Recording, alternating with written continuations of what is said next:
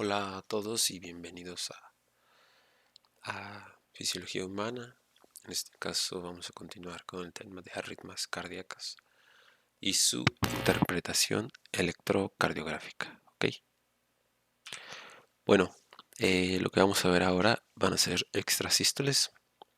Las extrasístoles van a ser contracciones del corazón antes del momento en que debía haberse contraído. A esto también se le conoce como latido prematuro, contracción prematura o latido ectópico, ¿ok? Y pues la mayoría de las extrasístoles se da por impulsos anormales en momentos pues inadecuados a lo que viene siendo el ritmo cardíaco normal, ¿ok? Bueno, eh, hay diferentes causas que generalmente pues son muy externas, como viene siendo zonas locales de isquemia, placas calcificadas en algunas partes del corazón que van a comprimir músculo cardíaco y pues van a irritar fibras, ¿ok? Fibras pues de conducción obviamente. Eh, También irritación tóxica de alguna porción del sistema de conducción. Estos ya sean mediante fármacos, nicotina, cafeína e incluso cateterismo cardíaco, que nos lo maneja el libro como que es una de las mayores causas por las que se producen extrasístoles cuando pues entran hasta el ventrículo el catéter y pues comprime el endocardio, ¿ok? Ahora las extrasístoles auriculares. Bueno, en este electro de aquí tenemos una extrasístole auricular en la que podemos ver que se produce por una onda P prematura, ¿ok? Que se da pues sin esta ritmicidad que van llevando todas las ondas. Y si ustedes observan, hay una gran distancia entre este latido y el siguiente debido a que el nodo sinusal no es el que está dando la señal, sino que esta extrasístole auricular se origina, por ejemplo, en esta parte del sistema de conducción, después viaja al nodo sinusal y ahora sí se da todo el impulso. A esta como prolongación o aumento en la distancia entre un latido y otro latido es lo que se le conoce como pausa compensadora, cuando el nodo sinusal se descarga tardíamente, ya que pues el impulso se originó en la aurícula cerca de él, pero no en él, ¿ok?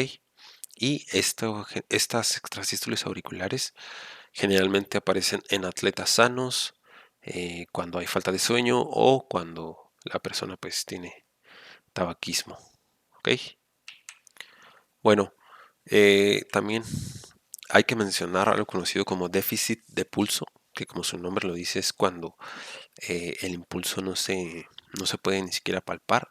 Esto sucede y está relacionado con las extrasístoles auriculares, porque ustedes imagínense que sucede una extrasístole, entonces como no estaba, por así decirlo, llena la aurícula, llenas las aurículas lo suficientemente como para mandarle su porcentaje de sangre a los ventrículos, pues evidentemente los ventrículos también van a contraerse y van a sacar esa sangre.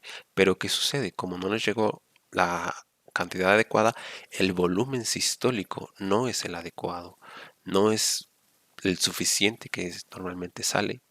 eh, y esto lo que ocasiona es que en las arterias periféricas se vea pues disminuido la cantidad de sangre que llega. Por eso es que nos menciona el libro, el pulso radial deja de sentirse en comparación a la cantidad de contracción, porque claro, las contracciones están sucediendo, pero la sangre no está saliendo en la misma cantidad, ¿ok? Básicamente de eso nos habla el déficit de pulso. Bueno, ahora las extrasístoles ventriculares o pues del nodo AB o del haz de His, ¿ok? Básicamente aquí tenemos un electro en el que la extrasístole del nodo AB va a verse sin una onda P y con un complejo QRS más o menos estable. Como podemos observar, mide menos que los demás y básicamente este está bajo las causas de la anterior, o sea, se va a dar tanto nortetasanos, falta de sueño, tabaquismo. Y aquí hay una onda P, pero está oculta en el complejo QRS. Esto porque, como el nombre lo dice, es una extrasístole del nodo AB. Ok, entonces ustedes imagínense que aquí es donde sucede la generación espontánea del impulso. Entonces, tanto va a viajar hacia todos los ventrículos, va a despolarizar todos los ventrículos y se va a formar el complejo QRS. Pero claro, no es como que haya un bloqueo en las fibras internodales. ¿Qué sucede entonces? Que el impulso viaja retrógradamente hacia el nodo sinusal y por eso es que la onda P está superpuesta como oculta debajo de nuestro complejo QRS y así es como se vería en el electro, ¿ok?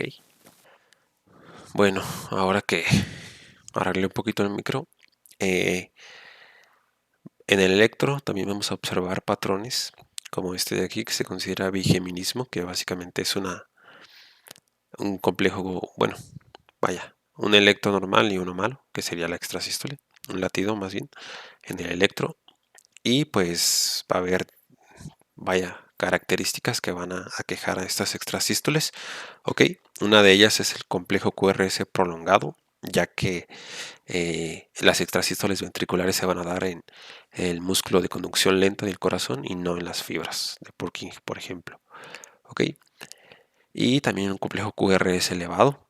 Esto se va a dar ya que eh, cuando se da pues un impulso normal desde el nodo sinusal, nodo AB y después haz de His y fibras de Purkinje, lo que sucede es que como sale de ambos lados del haz de His, por así decirlo, el potencial de ambos ventrículos, la despolarización, se compensa, se neutraliza entre ellos dos.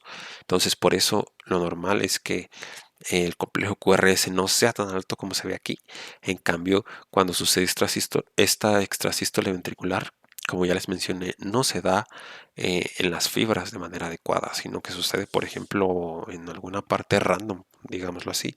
Entonces, supongamos que sucedió aquí en el ventrículo derecho. Entonces, esta extrasístole, esta despolarización comienza en todo este lado del ventrículo y se propaga hacia todo el corazón, lo que va a dar lugar a que no haya esta neutralización de ambos potenciales ventriculares, ¿ok?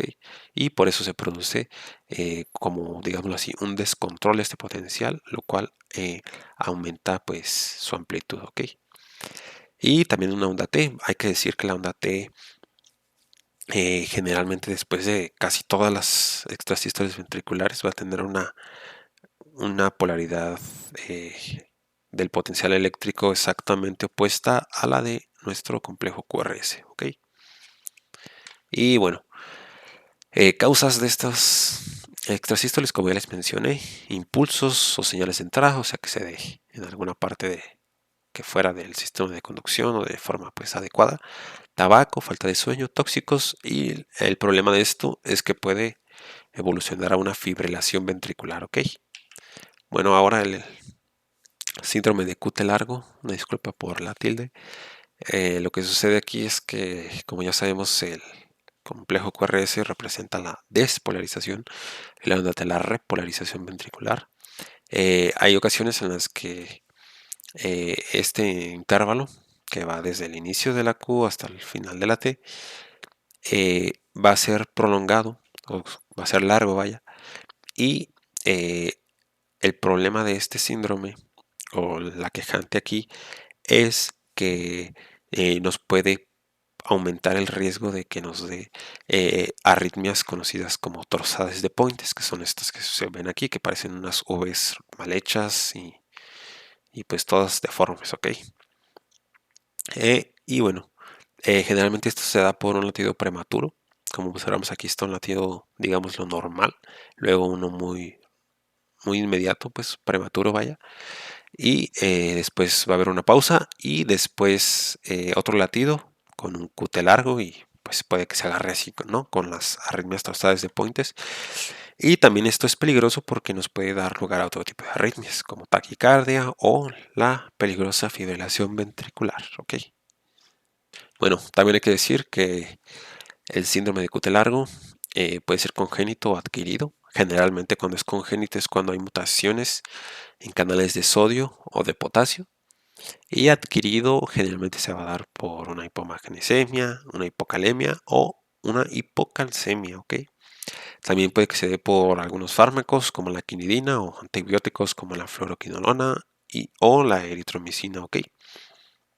Y bueno, el libro maneja un tratamiento que básicamente es sulfato de magnesio para agudo y bloqueantes beta-adrenérgicos para cutelargos, ¿ok? También hay que decir que hay personas que no van a padecer síntomas mayores, pero hay otras que van a mostrar arritmias con síncopes, eh, incluso, pues, como ya mencioné, esto también puede dar lugar a fibrilación ventricular o a muerte súbita, ¿ok? La taquicardia paroxística vamos a referirla como una descarga rítmica rápida en todas direcciones, ya sea pues de las fibras de Purkinje, de los ventrículos o de las aurículas, ¿ok? Esto se da de manera pues súper espontánea y el foco que ocasiona esta taquicardia va a pasar a ser el marcapasos, le va a quitar las riendas al nodo sinusal, ¿ok? Eh, el término paroxística básicamente significa que la frecuencia se hace rápida en paroxismos que pueden durar desde segundos hasta más de horas, días, muchísimo pues. Y pues puede que esto también se detenga de manera tan súbita como inició, pero se puede interrumpir provocando un reflejo vagal, que sería pues presionar los senos carotidios, ¿ok? Y también con algunos fármacos, algunos medicamentos. Bueno, ahora la taquicardia auricular paroxística. Aquí sí observamos un electro en el que aumenta, como se ve claramente, una taquicardia. Ok, básicamente pasa de 95 latidos por minuto a 150 aproximadamente. Y hay que diferenciar aquí que lo que sucede en esta taquicardia auricular eh, es que va a haber una onda P invertida superpuesta a la onda T antes de, pues sino de cada latido. Por eso es que aquí se observa eh, una línea isoeléctrica, y pues esto nos indica que tiene un origen auricular, como su nombre lo dice, obviamente la taquicardia auricular, pero no es en el nodo sinusal, ¿ok? Y bueno, también va a haber del nodo auriculoventricular en el que vamos a tener un complejo QRST normal, pero una onda P ausente o muy oscurecida, ¿ok? Y cuando a estas dos taquicardias, a la auricular y a la del nodo auriculoventricular, se les conocen como taquicardias supraventriculares, que aparece en personas jóvenes y sanas, ¿ok? Bueno, ahora la taquicardia ventricular, como observamos en este electro, es casi muy similar a la extrasístole ventricular. Tiene un aspecto de extrasístole ventricular, pero no observamos el patrón que les mencioné de bigeminismo. Aquí observamos la prolongación del QRS y pues su aumento de amplitud, ¿ok? Bueno, esta es grave, pues solo aparece cuando hay una isquemia considerable. Es peligrosa porque puede desencadenar la mortal fibrilación ventricular y pues a veces esto sucede por una intoxicación por digital, así se le conoce a un fármaco que es para tratar la insuficiencia cardíaca y pues generalmente el tratamiento es fármacos antiarrítmicos como amiodarona o lidocaína. Bueno, ahora llegamos a la fibrilación ventricular, la famosísima fibrilación ventricular. Ventricular es la arritmia más grave que existe. Debe interrumpirse en un plazo de 1 a 3 minutos, si no, va a haber pues una muerte. Y este es un impulso errático producido en un lugar de la masa que irá de parte en parte estimulando porciones y retroalimentándose repetitivamente. ¿Ok? Pasaría a explicar esto de manera más detallada. Bueno, prácticamente no hay flujo, pues hay partes diastólicas y sistólicas. de 4 a 5 segundos va a dar una inconsciencia, ya que pues esto es como tener una asistolia. Y bueno, va a ocasionar muerte de tejidos en minutos, ¿ok? Bueno, ahora, la base de la fibrilación ventricular va a ser algo conocido como fenómeno de reentrada, ¿ok? Bueno, para explicar esto, básicamente hay que conocer, por así decirlo, el camino normal del impulso, ¿ok? Del impulso eléctrico que va en el músculo cardíaco, ¿ok? Imaginémonos pues que este círculo de aquí es el miocardio cortado transversalmente, ¿ok? Ahorita no piensen en cómo es el sistema de conducción ni nada de eso. Simplemente este es el músculo y este de aquí pues señala hacia dónde va el impulso y este de aquí señala lo que está desfibrilado, ¿ok? Bueno, van a ver que el fenómeno de reentrada, como su nombre lo indica, básicamente lo que sucede es que vuelve a suceder este impulso, ¿ok? Lo normal sería, está el músculo cardíaco, ¿no? Va bajando el impulso, aquí lo maneja como sentido de manecilla del reloj, va bajando el impulso, va contrayendo el músculo y ¡pum! Llega al lugar que ya se contrajo el impulso, porque claro, no desaparece, y ya, cuando llega a este lugar que ya despolarizó, es como si llegara pues al lugar que ya está en periodo refractario, o sea, por así decirlo, está descansando, ¿ok? Entonces ahí ya es donde, digamos, lo muere este impulso eléctrico. Pero va a haber ocasiones en las que esto no va a suceder así. ¿En cuáles ocasiones? Ok, cuando la vía que rodea el músculo es más larga de lo normal, ¿ok? Esto se da, por ejemplo, en corazones dilatados, ¿ok? ¿Por qué? Porque tú imagínate que tu músculo está mayor, o sea, el impulso está normal, ¿no? El impulso va a ser su círculo normal, ¿ok? Pero ahora, como está más largo el corazón, o sea, la vía que rodea el músculo es más larga de lo normal, entonces ahora ya vas a tener un periodo refractario eh, que ya no está, vaya, un periodo listo para ser despolarizado, una parte, vaya. Entonces, el fenómeno de entrada es aquí es donde se produce cuando el impulso ya llegó a las 12 del día, en sentido de las manecillas del reloj. Entonces, ya está otra vez frente a una parte del corazón que puede volver a ser despolarizada, o sea, contraída, pues. Y otra razón es la velocidad de conducción disminuida. Ok, tú imagínate, regresamos a lo mismo. Imagínate que tu corazón está normal, ok. Eh, pero ahora el- este potencial, esta velocidad de conducción más bien, está disminuida. ¿Qué quiere decir esto? ¿Qué va a suceder? ¿Qué quiere decir esto? Que va a ir lento y va a ir despolarizando, o sea, contrayendo las partes que pues tienen que ser contraídas y como va lento, ya se despolarizó la primera partecita que ya, perdón, ya se repolarizó la primera partecita, ya pasó su periodo refractario, ahora ya no está cansada, ahora está lista para ser contraída de nuevo, para ser despolarizada. Entonces, como es lenta la velocidad de conducción, vuelve a suceder este fenómeno de reentrada y básicamente es como si nunca se acabara, ¿ok? El, la conducción, ¿ok? Y bueno, esta velocidad de conducción se va a dar por un bloqueo de Purkinje, una isquemia muscular, una hipercalemia, ¿ok? Y otra de las ocasiones que nos va a dar lugar a un fenómeno de reentrada es un periodo refractario cortado, que puede estar dado por la adrenalina, ¿ok? ¿Qué quiere decir esto?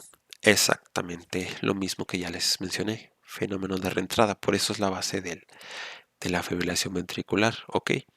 Tú imagínate que todo está bien, tanto no el impulso se conduce bien, la vía que rodea el músculo está bien, pero tu periodo refractario está cortado, ¿ok? Entonces viaja normal, el impulso la vía sobre la que viaja está normal, pero aquí ya está listo para volver a despolarizarse. ¿Por qué? Porque ya pasó su periodo refractario. Por eso decimos que tiene un periodo refractario acortado, ¿ok? Y bueno, ¿qué es lo que sucede? No solo los impulsos reentrantes se mueven en círculo, también las ondas producen una reacción en cadena. Ok, bueno, de aquí es donde sucede el impulso. Ok, entonces se, se propaga el impulso y suponte tú que aquí tienes una zona de isquemia. El impulso llega aquí y choca y como está isquémico, o sea, no lo puede contraer, se va a propagar hacia los lados, ¿ok? Y esto lo que sucede es que va a dar lugar a muchas potenciales de acción que van a llegar a sitios que tienen, por ejemplo, isquemia o que han sufrido pues un daño, ¿no? El que tú quieras. Entonces van a chocar y se van a dividir y básicamente es como si viéramos al corazón con partes que están siendo contraídas y partes que no están siendo contraídas, ¿ok? O sea, partes que están en sístole y partes que están en diástole. Bueno, el libro nos maneja un ejemplo que es lo que les estoy comentando, ¿ok? Básicamente, una corriente alterna de 60 Hz está eh, estimulando el corazón, que sería este punto de aquí, ¿ok? ¿Qué es lo que sucede? Que todo el corazón va a ser contraído, ¿ok? Va a ser despolarizado, vaya. Entonces, pero no todas, y vaya, se van a empezar ahora a descontraer algunas partes, pero otras no, que son las que están marcadas aquí. Por ejemplo, esta parte del parche oscuro no está contraída aún. Entonces por aquí no puede pasar el impulso porque está en su periodo refractario.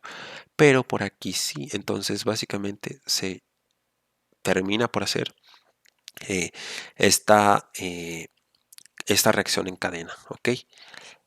Esto lo que va a dar lugar también es a una aparición de una señal reentrante, o sea que va a viajar y luego va a volver a viajar y va a volver a pasar por otro lado no tiene el periodo refractario y así sucesivamente, o sea, es como que sale el impulso, ¿ok?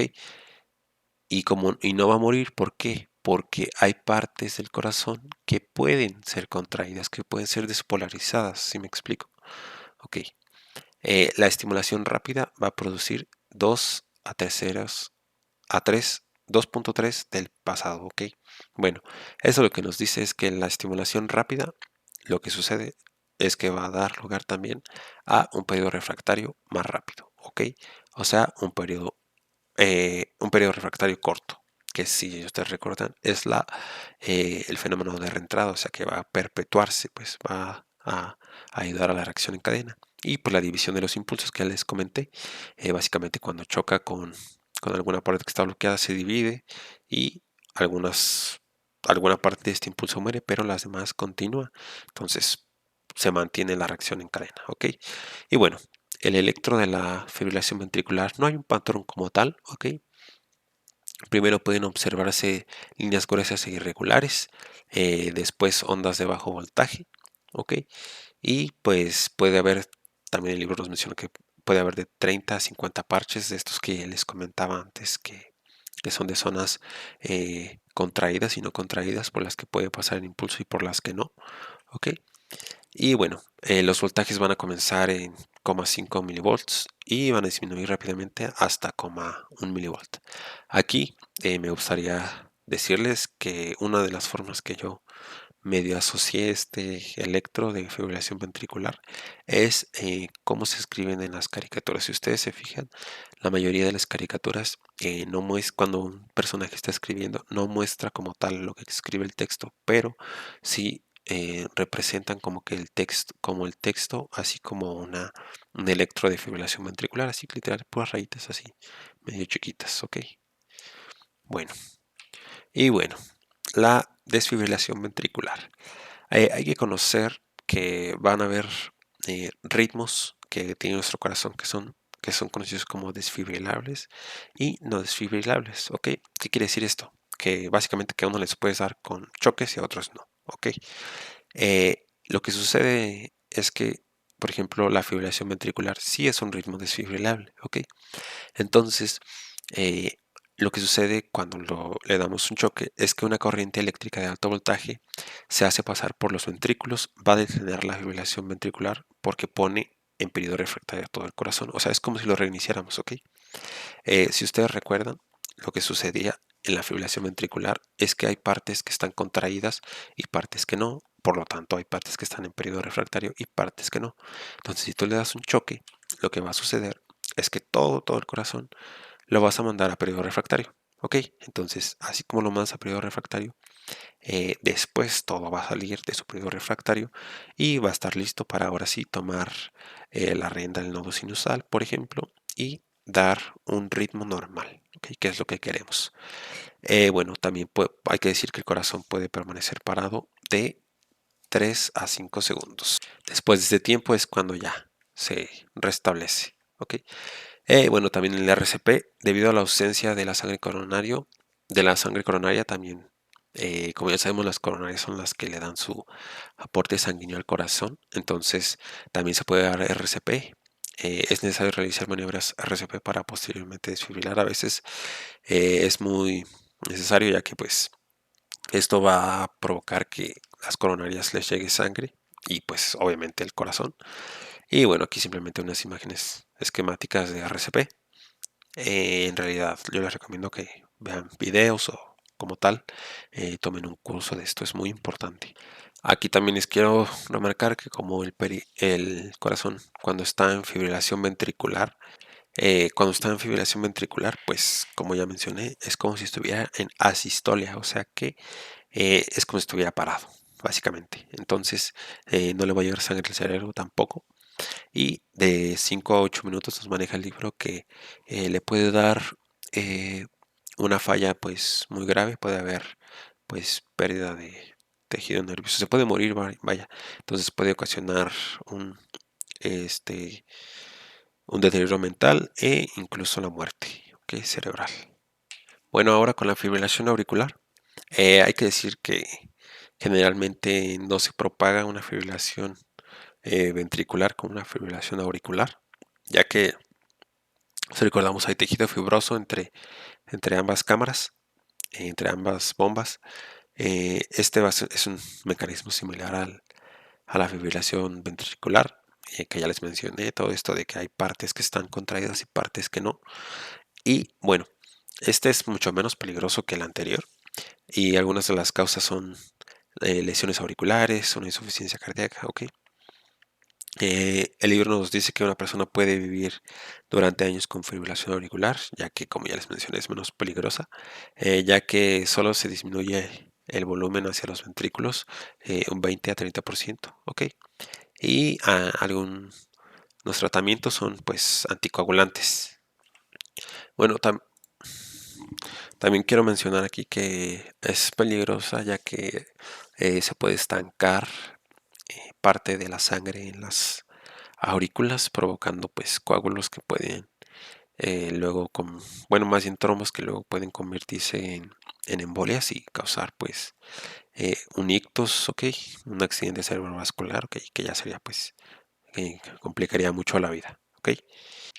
Bueno, el electro de la fibrilación auricular es más o menos como este de aquí.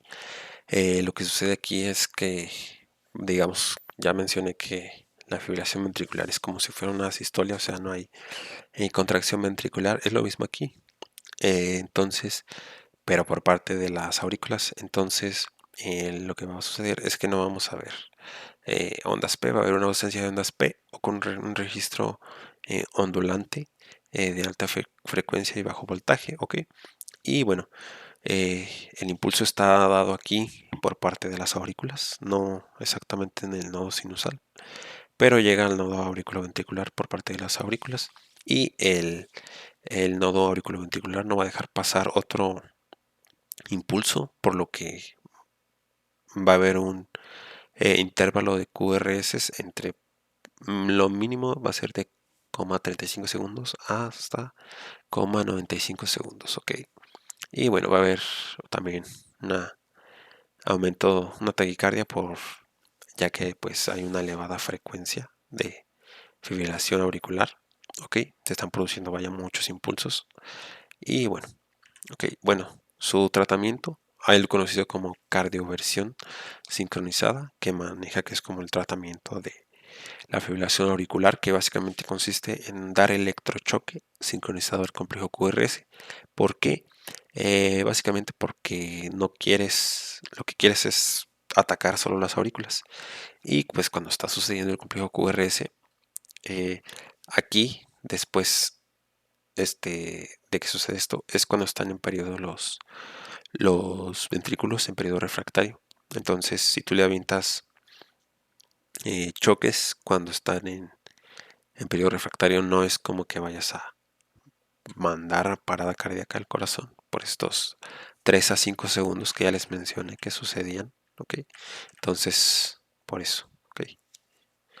Bueno, ahora el aleteo auricular, básicamente se produce por un movimiento circular en lo que viene siendo la aurícula. Esto nos va a dar lugar a una contracción auricular rápida de hasta 200 a 350 latidos por minuto y puede haber patrones de 2 por un complejo QRS, ¿ok? Por ejemplo, aquí hay unas ondas características conocidas como ondas F, que tienen una apariencia en dientes de sierra. Por ejemplo, aquí se observa que por dos de estas ondas, las podemos contar como estas de aquí, una, dos, que esto es parte pues del complejo QRS y un complejo, ¿ok? Y bueno, aquí se abre otro ejemplo, contaríamos uno, 2, 3, 4, ¿ok? Entonces sería 4 por un complejo QRS. Ahí está, ok. Y bueno, por último, la parada cardíaca. Básicamente es que no hay ningún tipo de ritmo, es espontáneo. Ok, aquí falta un tilde.